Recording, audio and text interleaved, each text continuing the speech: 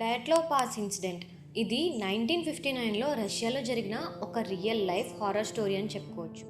Welcome back to day 6 of 30 interesting facts in 30 days. Igor డయట్లో అనే youth లీడర్తో కలిసి మొత్తం 9 మంది స్టూడెంట్స్ యూరల్ మౌంటైన్స్కి ట్రెక్కింగ్కి బయలుదేరారు.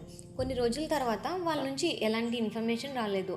వాళ్ళని సెర్చ్ చేయడానికి రెస్క్యూ టీం వెళ్ళింది. అక్కడ సీన్ చూసి పోలీసుల మైండ్ బ్లాంక్ అయిపోయింది.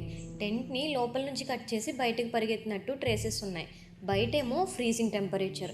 ఆ టెంపరేచర్లో వీళ్ళు అసలు బయటికి ఎందుకు పరిగెత్తారు? అది కూడా కొంతమందికి అయితే బాడీ మీద మినిమం క్లాత్సే ఉన్నాయి. అండ్ ఇంకొంతమంది ఈవెన్ బేర్ ఫుట్తో పరిగెత్తారు. ఎవరు లేని ప్లేస్లో అంత ప్యానిక్ ఎందుకు అయ్యారు? కొన్ని డేస్ తర్వాత వాళ్ళ బాడీస్ దొరికాయి.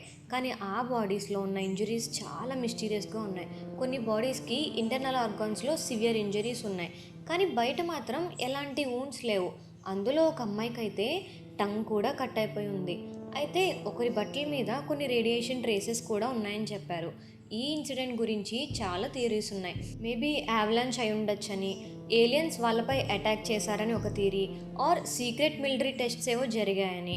కానీ ఒక్క థియరీకి కూడా కంప్లీట్ ప్రూఫ్స్ లేవు. ఇప్పటికీ ఇదొక అన్సాల్వ్డ్ మిస్టరీలా మిగిలిపోయింది. ఆ నైట్ ఏం జరిగింది? వాళ్ళు దేని చూసి భయపడ్డారు? ఎవరికి భయపడి బయటికి పరిగెత్తారు? What do you think happened? For more interesting facts subscribe to our channel.